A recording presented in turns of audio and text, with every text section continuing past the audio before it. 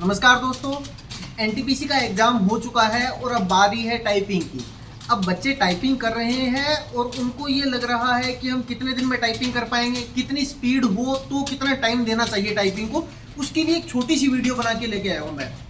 अब है क्या कि अगर आप जीरो से स्टार्टिंग कर रहे हो तो आपकी स्पीड कितने दिनों में आ सकती है। हमारे पास एक स्टूडेंट है, भोपाल से आए हैं हमारे पास ऑफलाइन सेंटर जयपुर में। उनकी मैं आपको डायरी चेक करवाता हूँ और उनकी प्रोग्रेस बताता हूँ। अब मैं आपको पहले ये बता देता हूँ कि जब ये हमारे पास आए हैं 30 अक्टूबर को, तब इन्होंने लगभग 2 दिन घर पे इन्होंने हाथ रखना सीखा है कि हाथ कैसे रखा जाता है। तो इतना मैं आपको बोल दूं कि इनको लगभग इतना याद था, थोड़ा बहुत पहली 2 लाइनों का, होम रो और अपर रो का, कि कौन सा वर्ड कहाँ आ रहा है। उसके बाद इन्होंने नीचे वाली लाइन की आगे की प्रैक्टिस की। तो मैं ये मान सकता हूँ कि 1-1.5 दिन का इन्होंने काम किया हुआ है। सुबह से लेकर शाम तक बैठते हैं हमारे पास। अब देखिए इनकी प्रोग्रेस की बातचीत कराता हूँ, मैं डायरी दिखाता हूँ इनकी। डायरी में देखिए 30 अक्टूबर 2025 का इनका काम है। 30 अक्टूबर को जो सोनमा की एक्सरसाइज करवाई थी मैंने 2 नंबर, उनमें 20 की स्पीड है। और जब आप आज की चेक करोगे, आप आज लगभग 3 नवंबर का जो काम है इनका, और 3 नवंबर को जो सोनमा की एक्सरसाइज है, इनमें जब आप देखोगे तो 34 की स्पीड है, लगभग 30 और 34 की। तो आप अगर अभी बात करो तो अभी 4 दिन के अंदर अगर मैं प्रोग्रेस करूँ तो 14 की स्पीड का तो इंक्रीमेंट यहाँ हुआ है। इसके अलावा अगर हम बातचीत करें तो देखिए लगभग जो दिन में इनका काम करवाया जाता है वो कैसा रहता है। जैसे इन्होंने सोनमा यहाँ किया, यहाँ फिर इन्होंने स्पीडो की एक्सरसाइज की। स्पीडो में देखो जब इन्होंने शुरुआत में की है तो इनकी 14-16 यहाँ आ रही है। उसके बाद में इनका ये देखिए 31 तारीख को काम है। 31 तारीख को काम होने के बाद इन्होंने सोनी की एक्सरसाइज हमने करवाई है। उसके बाद में इनका 1 नवंबर का काम है। 1 नवंबर में देखिए हल्की फुल्की ग्रोथ हुई है यहाँ पर। फिर उसके बाद में जैसे स्पीडो पे उनकी 19-18 आई है, मतलब 2-3 की ग्रोथ हुई है। उसके बाद में जैसे जैसे आगे बढ़ते जाएंगे, यहाँ 2 नवंबर का है, 3 नवंबर का। 3 नवंबर का जब मैं स्पीडो पे देखूँगा तो देखिए 22-24 तक भी काम आया है, 24 तक भी टेस्टों में इनकी स्पीड आई है। अब इस बात से मैं आपको ये प्रूव कर रहा हूँ कि अगर आप ढंग से टाइपिंग कर रहे हैं, चाहे घर पे कीजिए, किसी और इंस्टीट्यूट में बैठ के कीजिए, हमारे पास आइए, अगर आप अच्छे से टाइपिंग कर रहे हैं तो 1 महीने की टाइपिंग है एनटीपीसी की, 1 महीने। लेकिन आपको टाइम ज़्यादा देना पड़ेंगे। ये कम से कम हमारे पास 8-10 घंटे टाइपिंग करते हैं, मतलब कीबोर्ड चलाते हैं, बैठते तो ज़्यादा ही होंगे। आपको भी अगर जीरो से स्टार्टिंग है तो कम से कम 4 से 5 घंटे मिनिमम टाइम दीजिए। उसका एक रीज़न मैं बता रहा हूँ कि ये पक्का नहीं है कि आपका एग्ज़ाम कब हो जाएगा।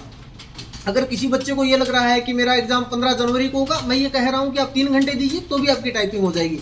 लेकिन संभावना ये है कि अगर नवंबर के अंदर मिड में अगर रिजल्ट आ जाता है या 20-25 तारीख को आ जाता है तो आपकी टाइपिंग दिसंबर में हो जाएगी। तो आपके लिए ज़रूरी ये है कि पहले कम से कम रिजल्ट आए, उससे पहले अगर किसी बच्चे के नंबर अच्छे हैं तो वो 20-25 के टाइपिंग पे तो हो। अगर वो 20-25 की टाइपिंग पे है तो उसके लिए 30 जाना आसान हो जाएगा। दूसरी बात, अगर कोई बच्चा जीरो से स्टार्टिंग कर रहा है तो उसकी एक्यूरेसी हमेशा हाई रहनी चाहिए। मिनिमम टारगेट रहना चाहिए कि 90 से 92 तो रहे ही रहे। अगर मैं इनकी बातचीत करूं तो इन्होंने देखो एक्यूरेसी को अगर आप ध्यान से देखो तो 96, 97, 93, 96, एक 89 का गैप आए, फिर 96, 96, 92, मतलब एक्यूरेसी हाई रखी है। कोशिश ये रहनी चाहिए कि कम से कम 20 या 25 की जब तक स्पीड नहीं है तब तक आपकी एक्यूरेसी हाई रहनी चाहिए। जिन बच्चों की टाइपिंग स्पीड अभी 25 से 30 है उनका टारगेट ये रहना चाहिए कि वो लगभग 40 के आसपास की स्पीड का टारगेट रखें। 40 से आसपास के बाद उनको काम ये रहना चाहिए कि आप आगे की स्पीड बढ़ा सकते हो।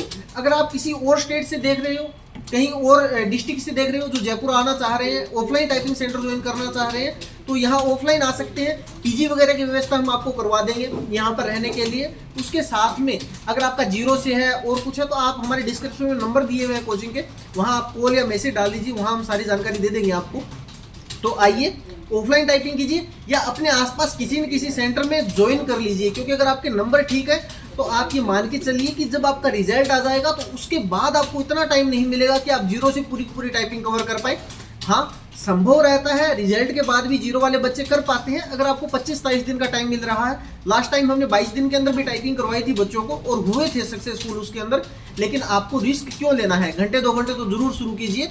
अगर आपको ये लग रहा है कि जीरो से स्टार्टिंग कैसे करें, हमने पहले से लर्निंग की वीडियोस डाली हुई है, वहाँ जाइए, चेक कीजिए, उसके बाद में उस काम को शुरू कीजिए। उसके अलावा अगर आपके कोई डाउट है ना जो टाइपिंग रूल से रिलेटेड है, उसके लिए हम एक सेपरेट वीडियो लेके आएंगे जिसके अंदर हम पूरा का पूरा गाइडलाइन समझाएंगे। पेनल्टी कैसे लगती है, हाईलाइट होगा या नहीं होगा, बैक स्पेस पूरा बंद रहता है, एरर फुल या हाफ होती है, कौन सी एरर फुल होती है, कौन सी एरर हाफ होती है, ये सारी की सारी जानकारी मैं उस वीडियो के अंदर आपको दूंगा। तो चैनल को सब्सक्राइब कर लीजिएगा। अगर वीडियो ये अच्छी लगी तो लाइक कीजिएगा, अपना रिव्यू दीजिएगा कि आपने कितने दिन के अंदर कितनी स्पीड अचीव की है, तो हमें पता चले कि हम स्लो चल रहे हैं या फास्ट चल रहे हैं।